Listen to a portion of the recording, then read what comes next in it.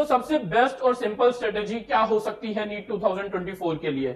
उसके लिए सबसे पहली बात जो मैं बोलूंगा, जो भी बच्चे तैयारी कर रहे हैं, चाहे 11th, चाहे 12th, चाहे ड्रॉपर, सबसे पहले ये सोच के चलिए, आपको बहुत कुछ आता भी होगा तो भी यही सोच के चलना है कि आपको कुछ नहीं आता।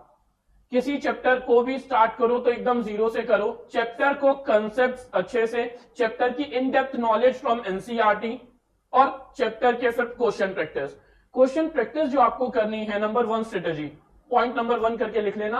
क्वेश्चन प्रैक्टिस जो आपको करनी है, आपको जो मॉड्यूल मिलेंगे, आपके पास जो भी क्वेश्चंस हैं, बेस्ट क्वेश्चंस उस चैप्टर के बेस्ट 200 क्वेश्चंस करने हैं। जो एनटीए एनसीईआरटी रिलेटेड क्वेश्चन पूछता है वो करने हैं।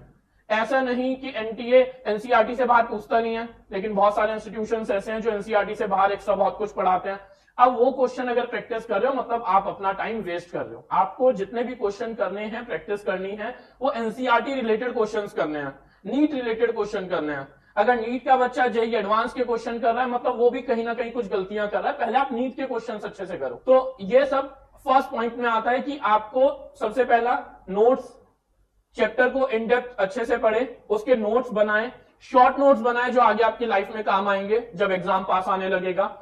देन क्वेश्चन प्रैक्टिस करें, questions NEET related question practice करें, एक्स्ट्रा क्वेश्चन पे टाइम वेस्ट करने का कोई मतलब नहीं बनता।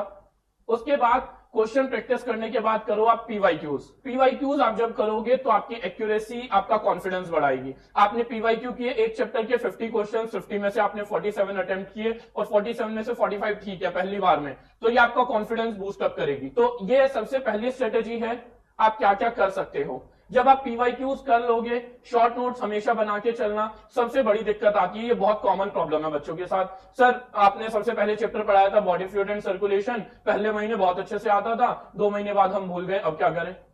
भाई हमारा दिमाग है, कंप्यूटर तो है नहीं, हर चीज एक रैम रोम में स्टोर हो जाएगी।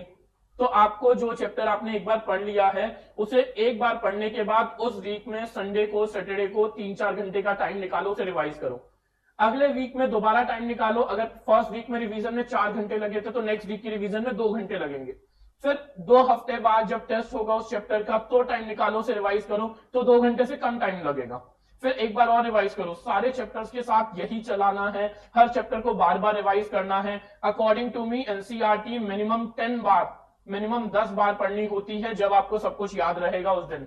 10 बारी में बहुत बार रिवीजन होती रहेगी, बार बार आप एनसीईआरटी रीड आउट करते रहोगे बायोलॉजी की। एक एक लाइन आपको पता होनी चाहिए, जब जाके सिलेक्शन मिलता है, जब जाके बायोलॉजी में 350 आउट ऑफ 360 मार्क्स आते हैं।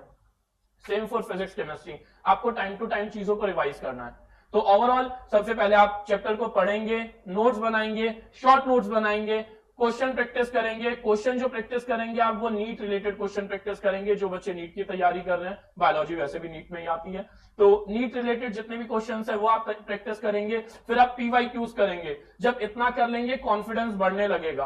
कॉन्फिडेंस बढ़ाना अच्छी बात है, ओवर कॉन्फिडेंट कभी नहीं होना है। उस चैप्टर को फिर टाइम टू टाइम रिवाइज करना है। अगर आपने 1 साल कंसिस्टेंटली ये सारे एफर्ट्स कर दिए, तो I can guarantee, I can assure you, आपका सिलेक्शन हो जाएगा। सिलेक्शन क्या, बहुत अच्छा कॉलेज मिल जाएगा। ओके, तो ये बेस्ट स्ट्रेटेजी है, इसे अपनाइए। कंसिस्टेंटली एफर्ट कीजिए अपने काम के लिए। जैसे जो प्रॉब्लम्स हैं उसे धीरे धीरे सॉर्ट आउट कीजिए। लाइक आप लगातार सिर्फ 2 घंटे पढ़ सकते हैं, तो ये मैं सोचिए अगले दिन मैं 8 घंटे पढ़ लूंगा। अगले दिन 2 को 3 कीजिए, फिर 3 को 4 कीजिए, फिर 4 को 5, ऐसे धीरे धीरे एफर्ट्स मारिए। तो आपका टाइमिंग बढ़ेगी, तो आपका कॉन्फिडेंस बढ़ेगा।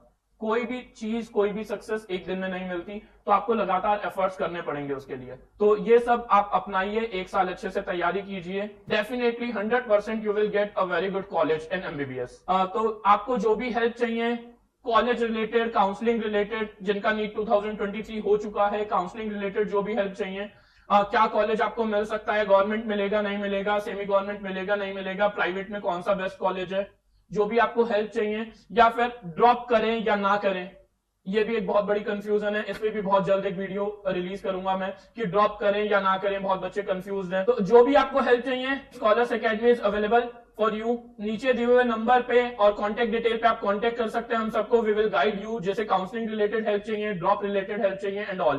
Thank you everyone.